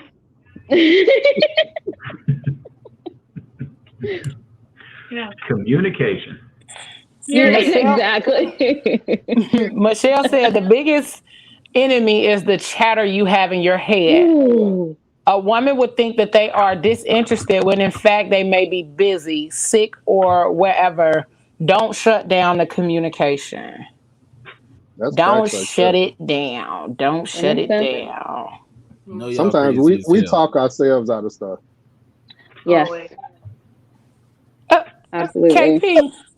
So I understand, the whole don't shut down the communication and keep everything open, because it could be some of those things. But what if you guys are, not just the guys, but the girls too, what if you really are not interested in anything else? Do you have that conversation and say, you know what, it was good, we had a good time, but I'm just going to move on to the left? Or do you just kind of ghost the person? No, just be like, I'll be honest, I was a ghoster. Like I used to be a hardcore ghoster. I was, you wouldn't know who I was after that point. Like, Tony, we learned a lot about you tonight. Hey, you gotta have. I'm legit working on the ghost them. I'm legit working on the communicate. Like, if I'm not interested in someone, I'm learning on working on actually communicating that, because I would just slowly start to. You'll text me and then I'll ignore you for a couple hours, and those couple hours will start turning into days where I just stop responding to your messages. What if your paths cross often though? Because we're talking about first dates, right? So what if it's a coworker or somebody that you see at the gym, or somebody who your paths keep crossing, and you go on a first date and one thing leads to another, and then you're like, oh my God, that was whatever. I'm never doing it again. Like, what do you do in that situation? If it's a person that I see at the gym, thankfully I go to like 3 different gyms, so I'll just not go to that gym anymore. I'm ghosting you no more, and by any means necessary. I'm ghosting you. But you know, I don't know, because I never had that situation. Like a lot of the people that I talk to, they don't run in my circle, or they don't run in the community that I run in, because I've always talked to or met people outside of my little community. So I don't ever see them. They don't go out to the events that I'm at. You know, they don't come to my shows and stuff like that. So I would never ever see these people again. So I honestly don't know in that situation. And I think it's about karma for me. Like karma, I treat people how I want to be treated. Like, you know what I mean? I don't want to be ghosted. I'm not going to ghost you. Like, let's talk about this, my guy. You know what I mean? Like, this is great. I really appreciate it. You know, I appreciate it. I just think we're going to be friends. Like, let's just be cool. Like, that's what I can offer you. And at that point, I'm going to give you, this is what I can offer. Either you take what I offer or you get to move on. You know? From a male, my perspective, I'm not ghosting nobody. I'm going to let you know. Like, if it's not working out, I'm just going to let you know. I'm not trying to get up the next morning and go and see my car on bricks, you know, because you got mad because I ghosted you. You know, so let's just keep that line of communication open. We started with great communication. I'm going to end it with great communication. Cassie said, right, because just say you're not interested instead of just leaving somebody hanging. That's effed up. And Pam said, never date a coworker. Sorry, but no, don't sit where you eat. That's my motto. That's facts. That's my motto. I will agree. Don't where you eat. Huge mistake. Because she was telling everybody in the office, Eric. No, you know what it was? That situation was a little different. I used to work in the auto part industry, and I knew that I was getting a transfer to a new store that was going to open up. So actually, it was this very attractive older lady that I wind up, you know, just talking stuff. Cool. I was like maybe 23 or 24, and she was like close to 40. We wind up just going out to the bar, you know, just talking junk, and then the next thing you know, we wind up sleeping together on the first date. Talking junk. But you say you worked at the auto parts place. Yeah, I was a parts manager at the auto parts place. It doesn't exist anymore, but it was up over here in the Detroit area. It was up giving them lube jobs. You walk up there, Eric. It's okay. Don't pay him no attention. Finish telling us. Don't feed into it. Don't feed into it. Don't feed into it. Just finish telling us your story. Well, it was one of those situations where we did it. You know, she had just came up off of a marriage. You know, I was just out there. You know, I was single, no kids, lots of money. I was out there doing me. But I can tell you one thing though, sometimes those first time experiences are scary, because when you come across somebody that teaches you something, for me that was awkward, because she taught me some stuff that I didn't know, and I felt awkward calling her. So she finally had to call me after a couple of days, and she was asking like, so was there something wrong? And I'm like, no. She was like, well, I didn't hear from you. And then I just told her, like, look, you put me up on some stuff that I didn't know about. And to be honest with you, it kind of freaked me out a little bit, but I want you to teach me some more stuff. Thank you.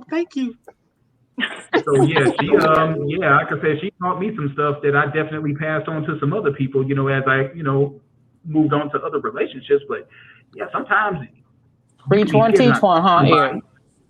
Yeah, you can be scared sometimes because you was taught something and you're like, damn, I thought I knew something. It turns out I didn't know shit till I messed around with her. All right. Student is ready to teach you. Just like your young thumb in the corner. Miss Martha did her thing. Man, I was curled up like a rape victim that was like in a corner you see on the TV shows, like with the thumb in the mouth. But but I mean, you know what? Sometimes those first time experiences are scary and you don't know how to respond. I did. But Eric, once you reflected on it, it was an amazing experience, wasn't it? Man, it was. There are things that I was taught that I use till this day. What? They'd be like, I'm gonna make you suck your thumb. I'd be like, please and thank you. Yeah, well, that was the last time that happened, because after that, I didn't want to be outmatched like that no more, because it was crazy. You know, it's like there's something. It was. It's like it was crazy. I did not want to be overmatched like that, and I'll be man enough to admit that. Yeah, I was overmatched. And I was like, shit. So, you know what? It set the expectation. Said, yeah, we were just messing around, but shit, the expectation was there was going to be something learned new every experience. Right. And so no, go ahead. No, I'm sorry, go ahead, you had a question. I was gonna read Pam's comment. She said many people don't realize that they are simply meeting a person's representative the first few months, and that means you don't always know their crazy quotient. We speak about communication as if both people are mature. Whether you ghost or not, some still bust the windows out of your car. So what I would like to know is, how do you move after you realize the real person as opposed to their representative? How do you know that that's really not that person's representative? Yeah, I agree. At this point, I'm too old to be trying to have somebody stand in for me. It's like I'll be 50 in a couple of days, and I you know what? This is me. This is who I am, and this is what you're going to get from me. So you either are going to accept it or you're not. I'm pretty black and white with mine. I don't have time for that stuff. I've got other things to invest my time rather than playing games. So we either are going to just be cool. We're going to be friends. We're going to be, you know, intimate every so often, or, you know, if it ain't good for both of us, then it's good for neither one of us. So I don't have time for that. That's a good one. You got to deal with a person for a minute to even know if that was their representative or not, though. You know what I'm saying? Exactly. And like, you don't know that it's their representative until they switch up. They done switched up on your ass. Now you like, oh shit, that motherfucker who you was in the beginning was not the motherfucker who you are for real. And that's why the crazy chicks are a little easier to deal with, because you know they batshit crazy. You don't have to get because they come in the door crazy. You're trying to get to know exactly. You're trying to get to know that other side of their personality. But if they tell you that they're crazy, believe them at their word. They about to hit your ass with that Byron.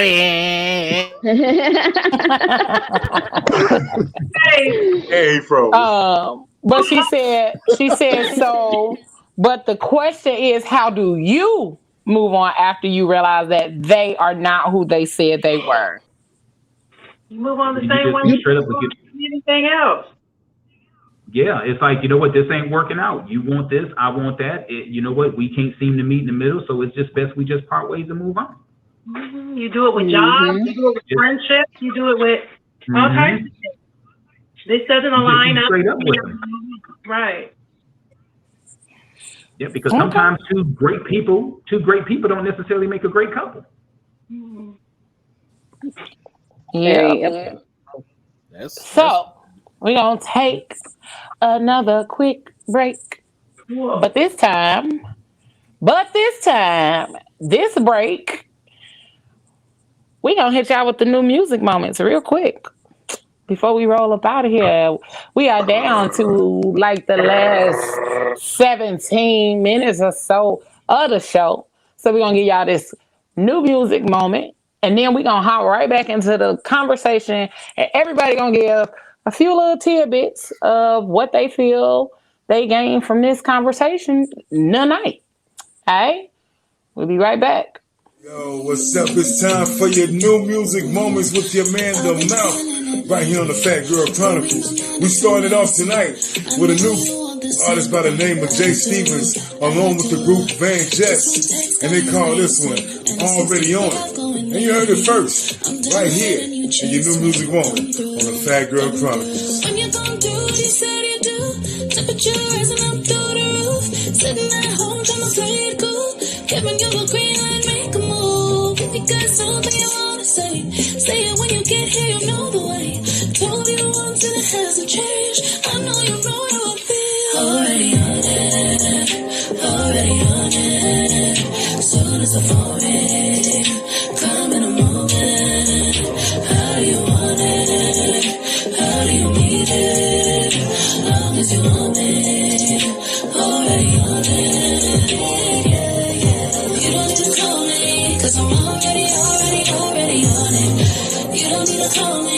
'cause I'm already on it. I know what you want me, and you already got it. So you don't need to call me, 'cause I'm already on it. Yes, indeed, that was already on it. Jay Stevenson with the group Van Jess. That's a great combo right there. Now he's back with another single, My Guy, Your Guy, The Honest Guy. And he calls this one, Let's Get Blown. And you heard it first, right here with your man in the mouth, on the Phat Girl Chronicles podcast. New music moment. I stay cool in my t-shirt. Ain't got no time for no regrets. For so long I've been patient for my world domination. There's a rip in my jeans, split it right between the seams. But I got reefer in my pocket to get me higher than the rocket. When I take a smoke, takes me further than I ever been before. When I take a smoke, there's a fire that stays lit inside my soul. Let's get blown to our favorite song. Tonight I'll take a smoke. Baby, get it on. Yes, indeed, The Honest Guy, Let's Get Blown. But let's move to a rendition of a song that came out years ago. Man. This was called Bring It Home to Me. I don't know, you might remember, you might not know.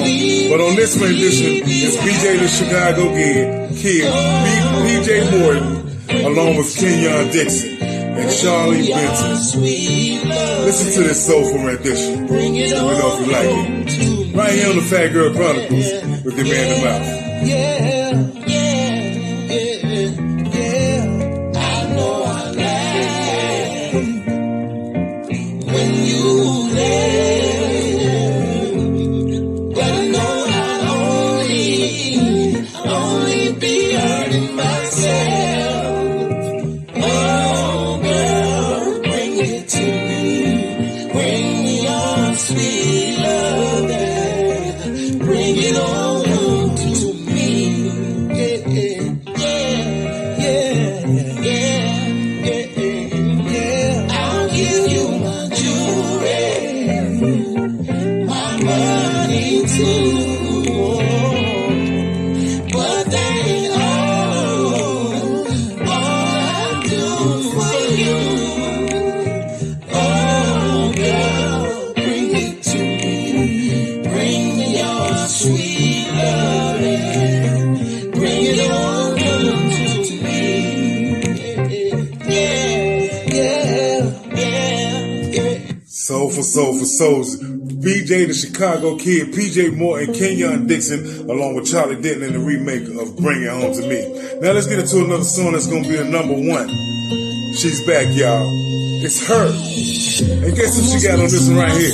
She went and got Chris Breezy. That's right, her and Chris Brown together on one single together. And this song is called Come Through. It's feature number one. And you heard it first right here with your man in the mouth on the Phat Girl Chronicles. You're always going on and on. Got it all. Ask me why I'll never leave. I don't go out much, but you should come through tonight. I'm chilling on the west side, boo. Call my homegirl, tell your best friend you can slide through on the low location. I don't want them see me getting faded. You should come through tonight. I only kick you with a tight crew. They won't tell, cause they tryna live their best life too. On the low, on my own, I'll be waiting. Hit me on my phone, I'll be waiting. Yeah. Looking at you cry, going crazy. If I could, I would take the pain away. I don't see that smile I made. You already make plans that ain't with me. Trying hard, I've been trying hard to breathe. Inhale, exhale, you expel what you've been doing to me. Fighting it off, you've been fighting me off for weeks. Don't leave, cause I need you. But you should to come through tonight. I'm chilling on the west side. Call my homegirl, tell your best friend you can slide too. Yes indeed, that's one of your future number ones. That's her and Chris Brown on the single called Come Through. Don't forget to go check out BJ the Chicago Kid, PJ Morton, along with my favorite Mr. Kenyon Dixon and Charlie Benton on a song called Bring It Home, along with the Honest Guy and his new single Let's Get Blown, along with Jay Stevenson, along with the lovely sister group Van Jess, and that single called All Right, Already On It. Yo, this has been your new music moments, man, right here on the Phat Girl Chronicles. Don't forget, if you need anything from me, man, you want to follow me, man, hang out with me anytime. Follow me on all social media outlets at @the_mouth_moments. It's real simple, @the_mouth_moments. And if you got any questions or anything, man, I'm right here all the time, every Tuesday, the Phat Girl Chronicles. Hit me up at the Phat Girl Chronicles podcast, at the Phat Girl Chronicles @gmail.com. It's your man, The Mouth, and your new music moments, and I'm out. Hey. Look at him. I cannot. That Come Through is definitely a vibe. That's a number one. That's a number one. I love that It's song. popping right there. That's gonna be a number one. Mark my words. That's gonna be a number one. I believe it. Both of them on that. That's heck yeah. That's a good thing right there. So we about 10 minutes to the end of the show. So, first and foremost, we want to thank Eric from the Ear Hustle Podcast for being on here. And we want to thank Marcus for hopping in on the second hour to give his insight and input on tonight's topic. We thank you guys so much for being here. Appreciate Eric, you too, my bro. Can you give everybody the information for the Ear Hustling Podcast, how they can tune in to you guys and what days you guys go live? We go live every Thursday, and you can look us up. Well, we've got, and I'll post a link probably after the show, but we're on all of the social media platforms. We're on Facebook, YouTube, we're on Spotify, we're on iHeartRadio, we're on Apple Radio. You can catch us every Thursday at 9 p.m. This upcoming Thursday, I'll be out in Vegas, so I won't be broadcasting live. But party. Yep. But what time zone? 9 p.m. What time zone? Eastern Standard Time. Okay. And next Thursday, and we're inviting everybody, regardless of what your platform is, we're going to be talking about social injustice. This is going to be a little bit different from the past ones that we've had. We've got some politicians from the state of Georgia, trying to get a couple of them from the state of Michigan on, as well as citizens. So we can actually have a communication with one another directly to try to figure out what is it that we can do to curb all of this, all of this racism. We need help from other communities other than ourselves. So we want to try to bridge that gap as much as we can in as many areas as we can. So May 13th is going to be probably one of the most important shows that we've ever had. I invite anybody on the panel if you want to come and give your opinion, speak your piece, on personal experience. Yeah, it's going to be a real serious podcast. And then the following week from there, we're actually going to do what we call our show of shows. So it's kind of like our version of America's Got Talent. So we're just going to have all different genres of all different people performing all different things. We did one last year. It went really, really well. So we're going to be doing it again this year. So that's pretty much all we got. And then after that, we're going to be going on a hiatus. We typically take a hiatus after the last week of May, and then we'll be back on in August. All right, Marcus, let everybody know how they can check you out. Well, I'm definitely on all social media platforms at Chicago Cheesecake Guy. So Facebook, Twitter, Instagram. And I have a website, chicagocheesecakeguy.com, where you can go on there and you can place orders if you are in the Chicago area. If you're in the Chicago area, you better get you some. If you're in the Chicago area, you better. I'm trying to figure out when Leo going back so I can send her with some money. Do you have vegan cheesecake? I go back and forth with my vegan friends about cheesecake ain't supposed to be vegan, but I'm still working on something. I'm still working on something for my vegan friends. Sounds good. We'll say, Marcus, this ain't cheesecake. This hummus bread. Oh wait, is there like a way to make like a non-dairy cheesecake? I mean, I guess that is vegan, but like. I mean, yeah, that's the struggle I'm coming in with. You're gonna have to put an alarming amount of sugar in that joint for it to be tasty. Right. You think about the main ingredients. You know, the crust has got butter in it, and then the cream cheese, obviously. So it's like, yeah, it really makes it hard to make it a vegan friendly dish. You know, but I can make it gluten free. I just don't put the crust on it. I would just say his strawberry cheesecake is smacking, and the turtle is too. Both of them are yummy-licious. Turtle thing, yeah. Wonderful. Yummy, I'll be this weekend for Mother's Day. So make sure y'all check him out. If you guys are in the Chicago area, go ahead, place your orders.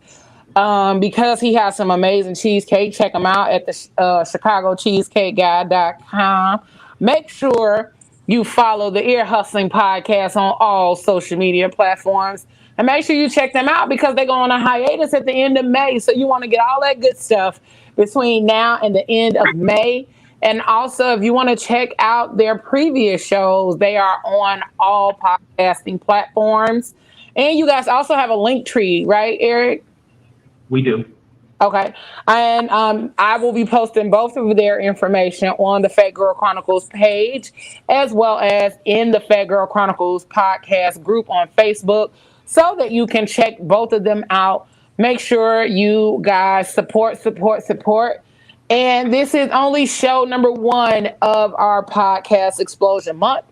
All month long, we will have other podcasters that will be on the show, giving us their points of view on a variety of topics. And I think it's going to be amazingly dope because some of the other podcasts have, like I said, they have become our favorites. We have done other shows with them. Next week, we'll actually have the Girlfriend Experience on. And I got to experience the Girlfriend Experience on the Ear Hustling Podcast. So it was a really amazing experience. So make sure you check out the Ear Hustling Podcast, Chicago Cheesecake Guy, and check out Girlfriend Experience so you can see what they will be all about before they are on the show next week. If you have not done so already, make sure you download the JQLM Radio app. Go on over to YouTube and subscribe to our YouTube channel. Hit subscribe and then hit the little bell right next to it so that way you can be notified when we go live. All right. Also, go check us out on all social media and podcast streaming apps if you have not tuned in or heard any of our previous shows. I don't know where you've been or what rock you've been letting keep you from this dopeness, but make sure you check us out on all podcast streaming platforms from Audible, Amazon, all of that dopeness. So make sure you check us out there. And I think that's we get it. found down rabbit holes. You know what I'm saying? Listen, hey, y'all already know. If you would like to be a guest on the show or have myself or any of the squad as guests, or if you have any topics that you'd like for us to discuss, shoot us an email at the Phat Girl Chronicles Podcast at gmail.com. And as I say, each and every week, whatever you do for the rest of the evening and the rest of the week, don't do it with your half ass. Do it with your whole ass. All right. Thank y'all for tuning in. And we are out. 2 fingers.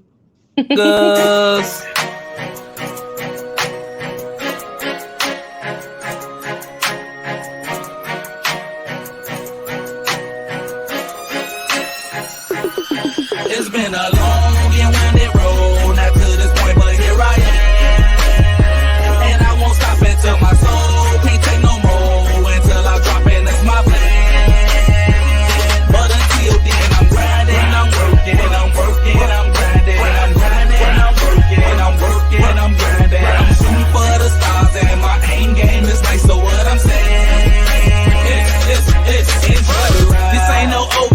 moment. Oh, we so overloaded. We on some legendary. Oh yeah, we over nosy. We on that brink of greatness. So close I fucking taste it. Premature celebration. So